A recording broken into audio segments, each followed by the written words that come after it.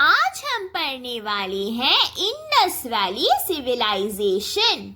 Civilisation यानी सभ्यता। इसे हम इंडस वैली कहते हैं क्योंकि ये सभ्यता इंडस नदी के करीब बना था। इसे हम सिंधु घाटी सभ्यता भी कहते हैं।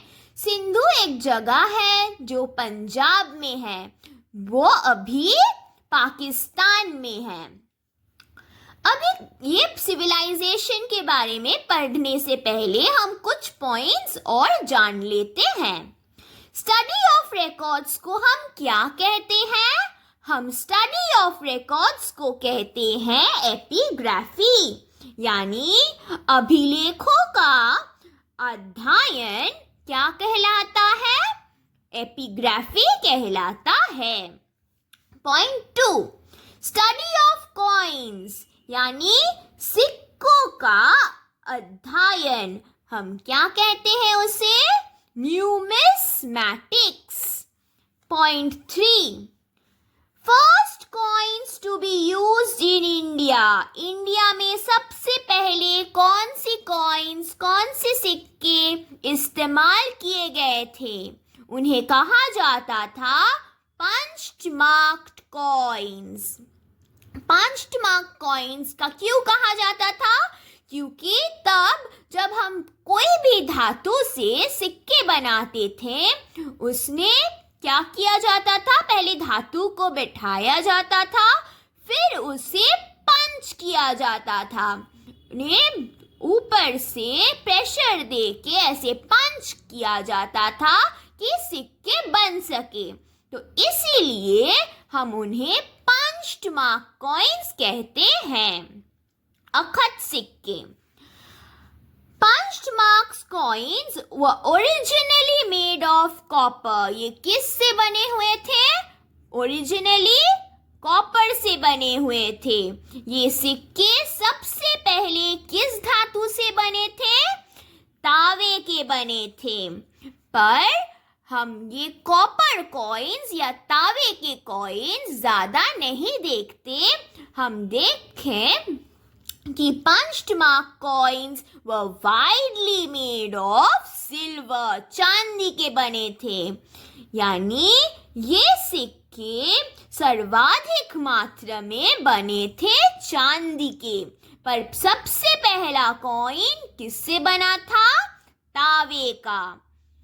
अब हम पढ़ेंगे इंडस वैली सिविलाइजेशन के बारे में।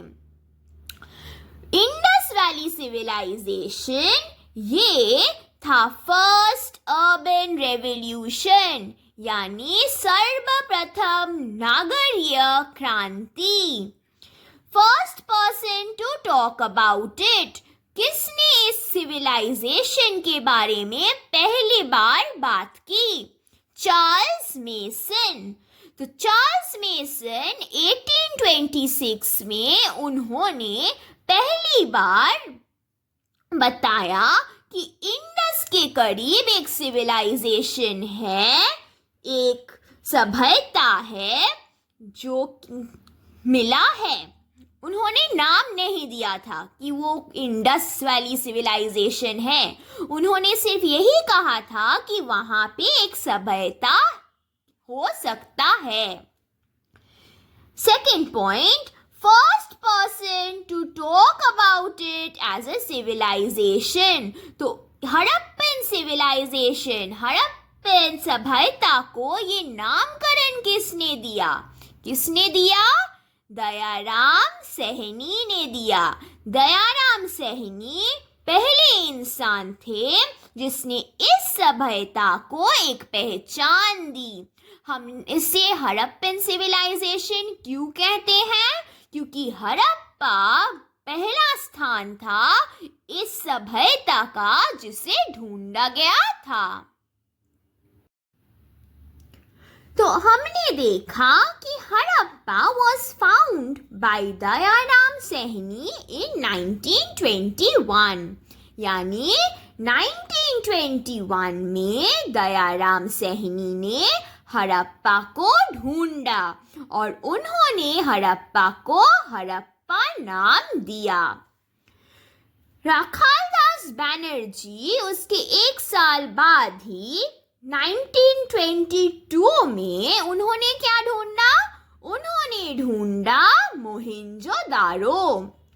तो हड़प्पा किसने ढूंढा? दयाराम सैनी ने। और मोहनजोदारो किसने ढूंढा? राखालदास बनर्जी ने। हड़प्पा कब ढूंढा गया? 1921। और मोहनजोदारो कब ढूंढा गया?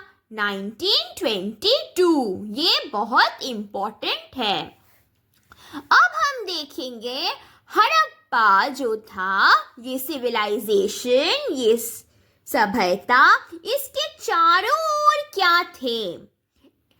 उत्तर में पहले देखते हैं। उत्तर में था मांडा, जो कि अभी जम्मू और कश्मीर में है, और वहां से चेनाब नदी जाती है। दक्षिण में देखा जाए तो वो महाराष्ट्र में है। कौन सी जगह? दायमाबाद। और वहां से कौन सी नदी बहती है? प्रवरा। फिर हम देखेंगे पश्चिम की ओर। पश्चिम में सुतकंगनेदड़ बोल के एक जगह है जो बालूचिस्तान में है। उस जगह से दक्ष नदी बहती है। और अगर हम कहें पूर्व की ओर क्या है, तो पूर्व की ओर उत्तर प्रदेश में अलामगीरपुर तक हड़प्पन सिविलाइजेशन जाती है। अब आपको याद रखना है कि इस सिविलाइजेशन का स्ट्रक्चर यानी आकार कैसा था। इसका आकार था ट्रायंगुलर, यानी त्रिभुज की तरह। त्रिभुज आकार का सभ्यता था। अब हम देखेंगे हड़प्पन सिटी प्लानिंग। वहां के सिटी किस तरह से प्लान किए गए थे, यानी वहां का नगर को कैसे नियोजन किया गया था। नगर में वो लोग पश्चिम और पूर्व दिशा में रहते थे। पश्चिम दिशा में वहां की ऊंचाई पूर्व से कुछ ज्यादा थी, इसीलिए the west were highlands and the east were lowlands. Lowland यानी वहां की ऊंचाई कम थी, और हाईलैंड मतलब वहां की ऊंचाइयां ज्यादा थी। अब इन ऊंचाइयों में कौन रहते थे? The Purohit class. पुरोहित मतलब हम पुरोहित की बात नहीं कर रहे हैं, जो पुजारी हैं उनके बात नहीं कर रहे हैं। पुरोहित वर्ग मतलब वो लोग जो बहुत अमीर हुआ करते थे। और लोलैंड में कौन रहता था? The general class. हमारे जैसे सामान्य व्यक्ति इन लोलैंड पूर्व में रहते थे। अब इस चित्र को देखिए। ये चित्र है वहां के सिटी प्लानिंग का, वहां के नगर के नियोजन का। ये जो आप रेड में देख रहे हैं, लाल में देख रहे हैं, ये है रास्ता, और ये जो छोटे छोटे बॉक्सेस है ये है घर। यहाँ पे हम यही आपको दिखाना चाहते हैं कि देखिए यहाँ पे एक छोटा नगर बसा है, फिर यहाँ भी एक छोटा नगर है, यहाँ पे 4 नगरें हैं, और नगर के बीच इस तरह से सड़कें जाते थे।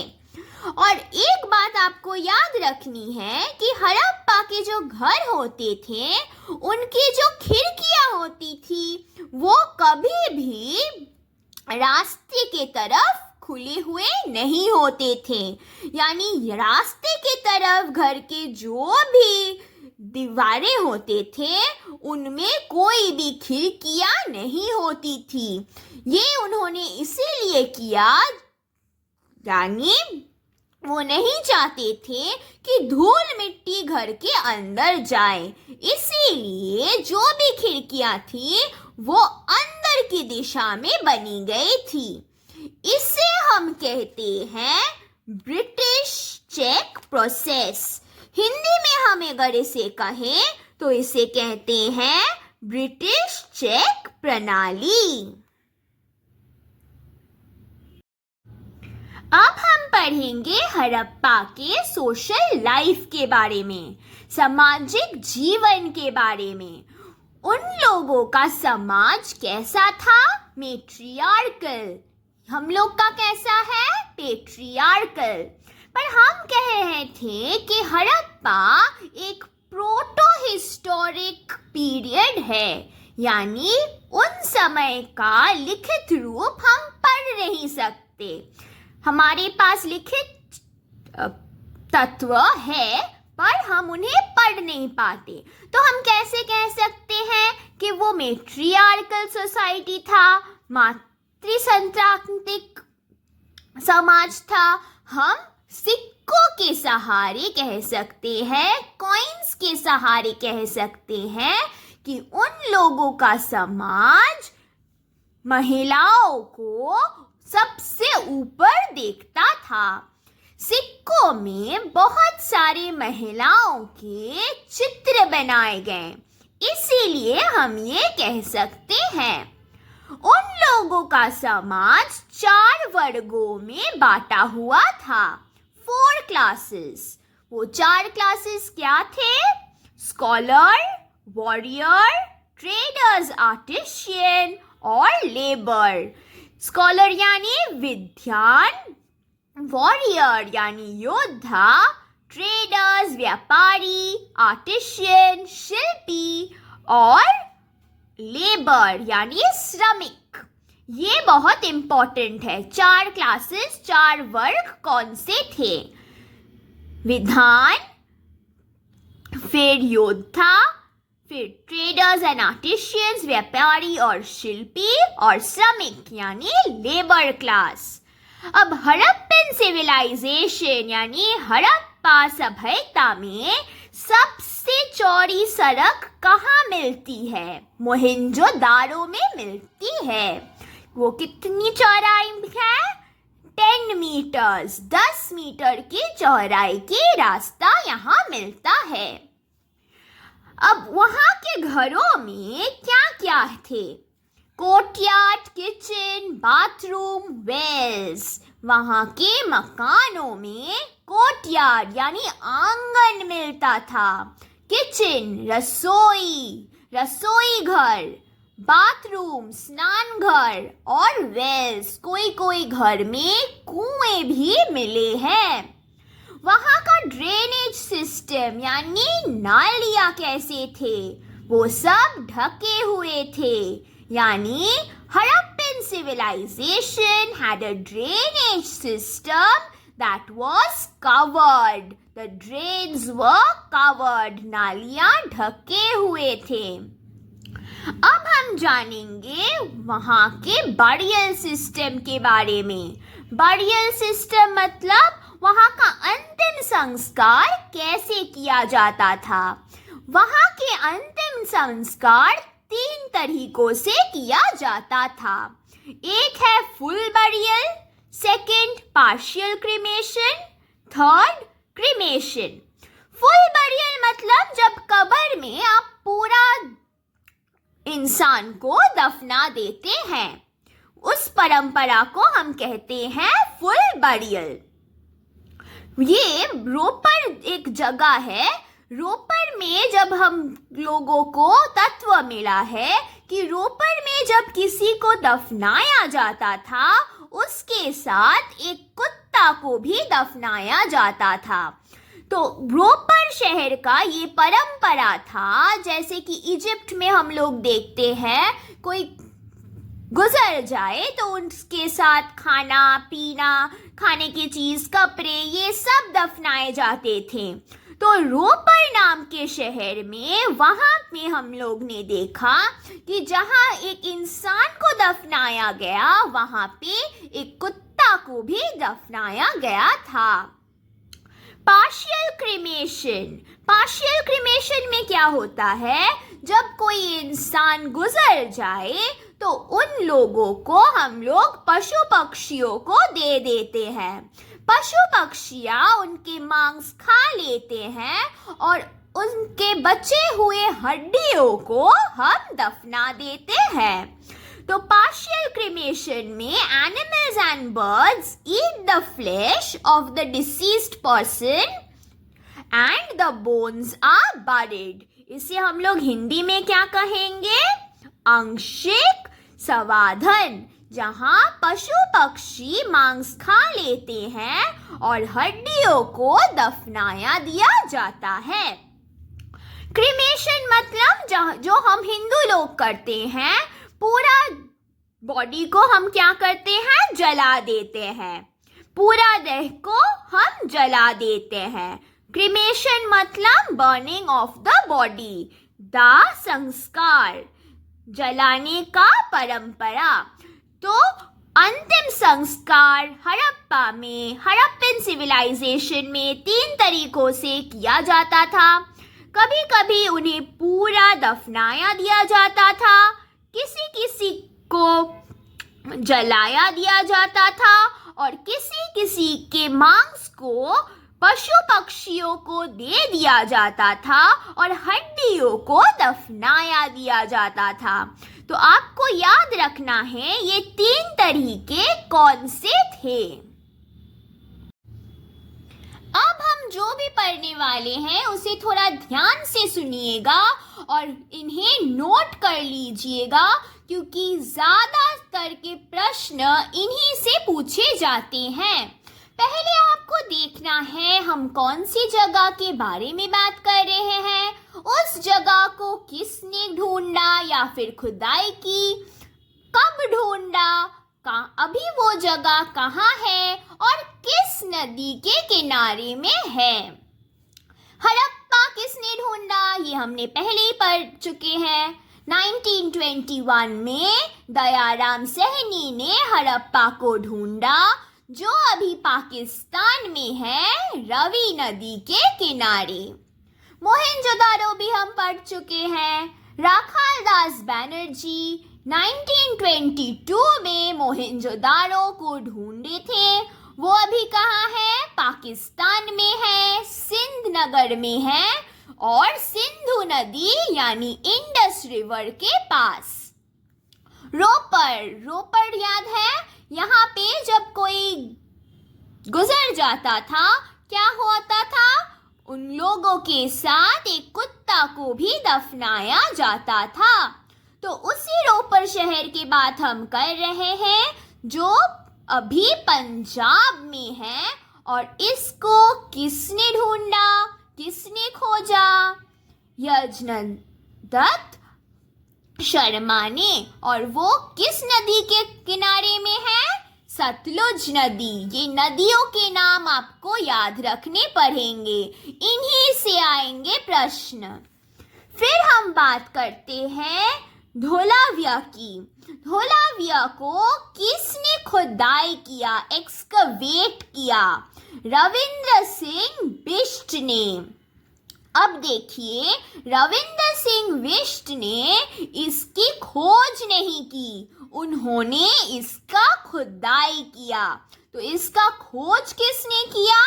जगपत जोशी ने। जगपत जोशी ने धोलाविया का खोज किया, पर रविंद्र सिंह बिष्ट ने इसका खुदाई किया।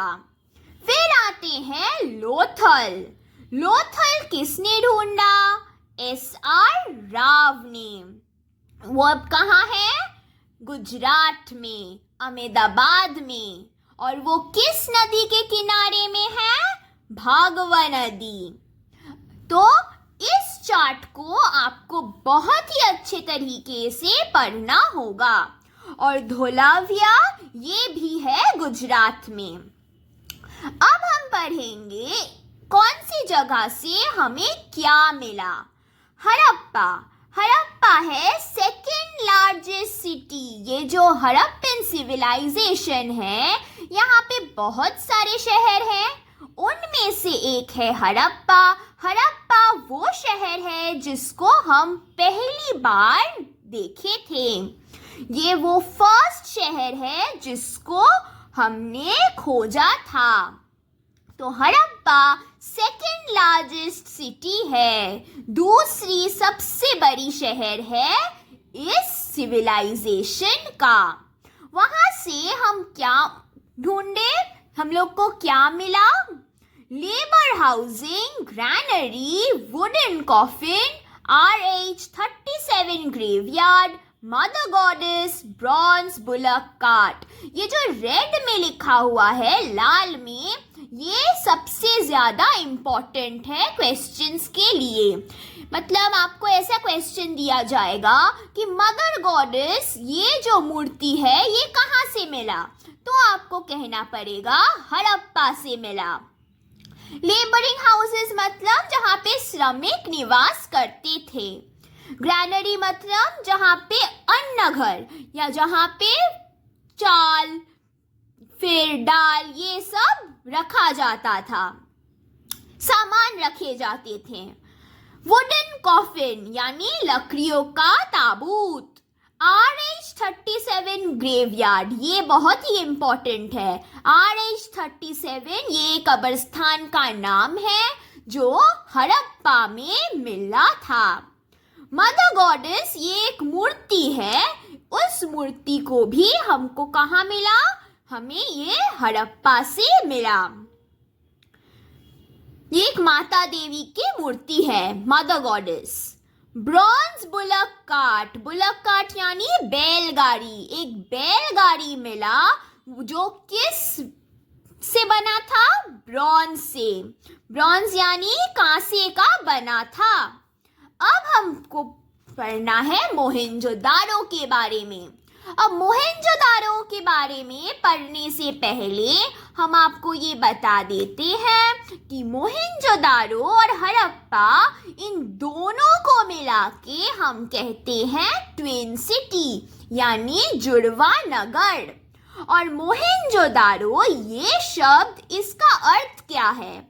इसका अर्थ है मृतकों का टीला यानी माउंड ऑफ द डेड। सो जो भी मर जाते थे उन लोग मोक्ष पाने के लिए कहाँ जाते थे? मोहेंजोदारो। मोहेंजोदारो मृतकों का टीला था। अब हम पढ़ेंगे मोहेंजोदारो में क्या मिला। मोहेंजोदारो और हड़प्पा, इन दो जगहों से क्या मिला ये आपको पता होना चाहिए, ये बहुत ही इम्पोर्टेंट है। मोहेंजोदारो में हमें मिला प्रीस्ट हाउस यानी पुरोहित के आवास। ग्रैनरी जो मैंने कहा, अन्न घर, वहां पे चावल दाल जो भी फसल उगाते थे वहीं पे रखा करते थे। फिर आता है स्पेशियस बाथरूम जो है ग्रेट बाथ, वो विशाल स्नान घर, वो भी मिला कहाँ से? मोहेंजोदारो से।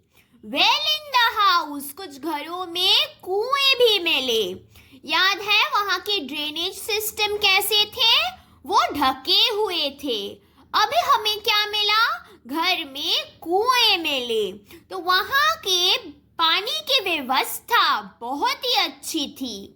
अब ये बहुत इम्पोर्टेंट है, आदि शिवा, आदि शिव या फिर पशुपति, इसका मोहर भी हमें कहाँ से मिला? मोहेंजोदारो से मिला। और दूसरी पॉइंट जो बहुत इम्पोर्टेंट है वो है ब्रॉन्ज डांसिंग गर्ल, एक नृत्यिका की मूर्ति जो किससे बनी थी? ब्रॉन्ज से, कांसे की। मोहेंजोदारो में आपको 3 चीजें याद रखने होंगे जो बहुत इम्पोर्टेंट है, वो है ग्रेट बाथ, आदि शिवा या फिर पशुपति, और ये कांसे की मूर्ति जिसमें एक वो बहुत छोटी सी मूर्ति है पर वो कांसे की बनी हुई है। और वहां पे हम देख रहे हैं एक नृत्यिका की पोज में एक लड़की खड़ी है। फिर आगे देखते हैं the biggest building in Harappan civilisation, यानी सबसे बड़ी इमारत जो हड़प्पा सभ्यता की है वो अन्न घर या फिर द ग्रैनरी। पर अगर आपसे पूछा जाए कि सबसे बड़ी धार्मिक इमारत कौन सी है, तब आप कहेंगे ग्रेट बाथ यानी स्नान घर। अब आप पूछेंगे एक स्नान घर एक होली आर्किटेक्चर या फिर एक धार्मिक स्थान, एक धार्मिक इमारत कैसे हो सकती है? तो हम बताते हैं, ये जो ग्रेट बाथ है वहाँ पे अगर आप देखें, अगर आप गूगल करके वहाँ के चित्र देखें तो आपको देखने को मिलेगा वो एक बहुत बड़ी सी जगह है और वहाँ पे सीढ़ियों के सहारे नीचे जाना पड़ता था और नहाना पड़ता था। यहाँ पे छोटे छोटे कमरे भी थे जहाँ पे आप अपने वस्त्र को चेंज कर सकते थे और यहाँ पे बहुत सारी पुजारियों का घर भी था। वहाँ पे क्या होता था? वहाँ पे बहुत सारी पूजाएं भी होती थी। इसलिए इस ग्रेट बाथ को एक धार्मिक स्थान कहा जाता है। जैसे अभी हमारी गंगा नदी के किनारे जो हरिद्वार है, फिर बहुत सारे ऐसे जगह हैं वो हम क्या कहते हैं? धार्मिक स्थान कहते हैं। कुछ वैसे ही ये ग्रेट बाथ जो है इसे हम धार्मिक स्थान के हिसाब से देखते हैं। अब हो गया मोहनजोदारो, हड़प्पा। अब देखते हैं चन्हुदारो। ये भी बहुत इम्पोर्टेंट है। ये अभी पाकिस्तान में है, सिंधु नदी यानी इंडस नदी के टीले पर। और इसे किसने ढूंढा? गोपाल मजुमदार ने ढूंढा। अब ये हमारे लिए इम्पोर्टेंट क्यों है? क्योंकि हड़प्पन सिविलाइजेशन में, हड़प्पा सभ्यता में सभी जगह पे फोर्ट यानी दुर्ग दिखे गए हैं, परंतु चन्हुदारो में कोई भी दुर्ग नहीं देखा गया। यानी Chanhudaro is the only city without a fort. एक ऐसा शहर है जहां पे दुर्ग रहित है। फिर यहाँ पे और क्या मिला? Footprints of dogs and cats यानी कुत्ते और बिल्लियों का पैर के निशान मिले। ऐसा नहीं कि रास्ते पे मिले, एक पत्थर है वहां से हमें पता चला कि यहाँ पे कुत्ते और बिल्लियां रहते थे। अब जो हम पढ़ेंगे वो है कालीबंगा, और कालीबंगा भी बहुत इम्पोर्टेंट है। कालीबंगा किसने ढूंढा? पहले हमें जानना है कालीबंगा किसने ढूंढा। बीके थापर, बीबी लाल। और ये कौन से नदी के किनारे है? घाघर नदी के किनारे है। और ये अभी कहाँ उपस्थित है? अभी राजस्थान में उपस्थित है। ये जो नाम है कालीबंगा, इसका मतलब, इसका अर्थ क्या है? इसका अर्थ है, देखिए, काली। काली मतलब काला, काली मिट्टी की बनी हुई चूड़िया। बंगा मतलब चूड़िया। तो इसे हम इंग्लिश में क्या कहेंगे? ब्लैक क्ले बैंगल, काली मिट्टी की चूड़िया। फिर कालीबंगा में हमें क्या मिला? कालीबंगा में हमें मिला प्लाव मार्क्स। वहां पे क्या होता था? एग्रीकल्चर होता था, कृषि लोग रहते थे, इसीलिए वहां से हमें क्या मिला? हलों के निशान मिले। डेकोरेटेड ब्रिक्स, वहां के जो ईंट है वो बहुत ही सुंदर देखने को है, डेकोरेटेड है। हवन कुंड भी मिले। और सबसे इंपॉर्टेंट पॉइंट, वुडन पाइप, लकड़ी का पाइप। तो आपको यहाँ से पता चल रहा होगा कि हड़प्पन सिविलाइजेशन या फिर ये जो इंडस वैली सिविलाइजेशन है, यहाँ के लोग जो ड्रेनेज सिस्टम है, जो पानी का व्यवस्था है, उसके बारे में बहुत सोचते थे। उन लोग के पास सिर्फ ग्रेट बाथ ही नहीं था, उन लोग के पास था कवर्ड ड्रेन और वुडन पाइप। अब चलिए आगे देखते हैं।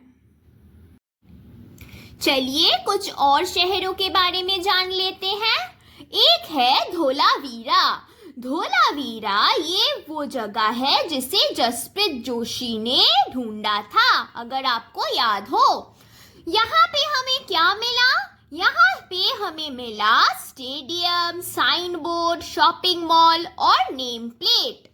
यहाँ पे सबसे इम्पोर्टेंट पॉइंट है कि यहाँ से हमें मिला साइन बोर्ड और नेम प्लेट, यानी वो बोर्ड जिस पे वो लोग अपने नाम लिखते थे वो हमें कहाँ से मिला? धोलावीरा से मिला। अगर आपने हमारी फर्स्ट वीडियो इंट्रोडक्शन क्लास देखी होंगी तो आपको पता है हिस्ट्री को हम 3 वर्ग में भाग करते हैं। एक था प्रोटो हिस्टोरिक टाइप। वहां पे हमने देखा था कि प्रोटो हिस्टोरिक पीरियड में क्या होता है, जहां पे हम हड़प्पन सिविलाइजेशन पढ़ते हैं वहां से हमें लिखित रूप में तत्व मिले हैं पर हम उन्हें पढ़ नहीं पाते। तो ये जो साइन बोर्ड है, नेम प्लेट है, ये सारे एविडेंस ऑफ स्क्रिप्ट है, ये सारे लिपि के साक्ष्य है, पर हम इन्हें पढ़ नहीं पाते। फिर हम देखते हैं सुरकोटडा, जो जगपत जोशी ने ही ढूंढा था और वो अभी कहाँ है? वो अभी गुजरात में है। यहाँ पे हमें क्या मिला? यहाँ से हमें मिले हैं घोड़े की हड्डियां, यानी हॉर्स बोन्स। लोथल बहुत ही इम्पोर्टेंट है। इम्पोर्टेंट क्यों है? क्योंकि क्वेश्चन बहुत ज्यादा आता है कि port of Indus valley civilisation कहाँ था? कहाँ था? लोथल में था। सिंधु सभ्यता का बंदरगाह कहाँ था? लोथल में। Doors of houses faced the roads. अगर आपको याद हो हमने कहा था ये जो हड़प्पन सिविलाइजेशन है, सिंधु सभ्यता है, यहाँ के घरों में क्या पाए गए थे? देखा गया था कि घरों के जो खिड़कियां हैं वो कभी भी रास्ते की ओर नहीं खुलते थे। पर जब हमने लोथल को देखा, हमने देखा कि यहाँ के घरों के दरवाजे, द डोर्स ऑफ हाउसेस, ये सड़कों की ओर मिलते थे। फिर यहाँ पे क्या मिला? हवन कुंड, cylindrical seal. Cylindrical seal, seal मतलब मोहर, और वो कैसे थे? सिलेंड्रिकल। सिलेंड्रिकल यानी बेलनाकार। Evidence of mummy. Evidence of mummy, mummy मतलब वो लोग जिन्हें दफनाया जाता था, कपड़ों से उन्हें मोड़ के दफनाया जाता था और दफनाने के बाद उनके साथ हम लोग खाने का सामान भी दे देते थे, जैसे इजिप्ट में होता था। वैसे ही मम्मी हमें कहाँ मिले? लोथल में मिले। फिर ये छोटे छोटे पॉइंट्स हैं, हमने सारे शहर खत्म कर लिए, कवर कर लिए। अब जो बाकी के छोटे पॉइंट्स हैं ये थोड़ा नोट कर लीजिए। हड़प्पन सिविलाइजेशन को हम ब्रॉन्ज एज भी कहते हैं, यानी कांसे का युग। यहाँ के लिपि जो हमें कहाँ मिला था? धोलावीरा में। वो जो नेम प्लेट मिला है, साइन बोर्ड मिला है, वहाँ का लिपि अगर हम देखें वो लोग कैसे लिखते थे? Right to left. हम लोग कैसे लिखते हैं? बाएं से दाएं की ओर। पर वो लोग जब लिखते थे वो लोग उर्दू की तरह दाएं से बाएं की तरफ लिखते थे। आपको ये भी याद रहना चाहिए कि वो जब लिखते थे उनका जो लिपि था वो बहुत ही पिक्चरिस्क था। पिक्चरिस्क यानी उन लोग का लिपि अगर देखा जाए तो वो चित्र आकार के थे। Indus people first producer of cotton in the world. ये जो कपास है, कॉटन है, ये सर्वप्रथम किसने उगाया था? इंडस पीपल, सिंधु के लोग। इसीलिए ये जो ग्रीक है उन लोगों ने ये कॉटन को या फिर कपास को सिंधन बोल के भी नामकरण किया। और अगर आपसे पूछा जाए, ये बहुत इंपॉर्टेंट है कि हड़प्पा में या आपके पास कृषि थे, व्यापारी थे, तो उन लोगों का मेन ऑक्यूपेशन, सबसे मुख्य बिजनेस क्या था? ट्रेड था। वो लोग व्यापारी थे। ये आपको याद रखना है। ये कुछ लास्ट पॉइंट्स हैं जो आपको याद रखने होंगे। एक है, ये जो इंडस वैली के लोग थे, they were not familiar with iron, यानी वो लोग लोहे से अपरिचित थे। लोहा एक ऐसा धातु है जिसे वो नहीं पहचानते थे।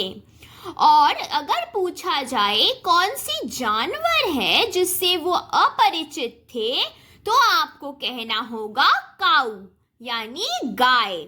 गाय हड़प्पन सिविलाइजेशन में नहीं मिलता था। वहां पे क्या मिलता था? भैंस, बफेलो। और 2 पॉइंट जो आपको याद रखने हैं वो है, red colour was used in pottery. Pottery यानी ये जो मिट्टी के बर्तन होते थे, वो किस चीज से बनते थे? Red colour. उनको लाल रंग दिया जाता था, लाल मिट्टी के बनते थे।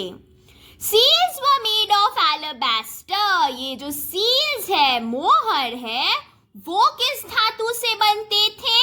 एलाबास्टर, सिलखड़ी से बनाई जाती थी। तो ये सारे पॉइंट्स आपके इंडस वैली सिविलाइजेशन के लिए काफी है। आप इतना पढ़ ले तो इन्हीं में से आपको प्रश्न आएंगे। अगले क्लास से हम वैदिक कल्चर शुरू करने वाले हैं। तब तक के लिए टाटा।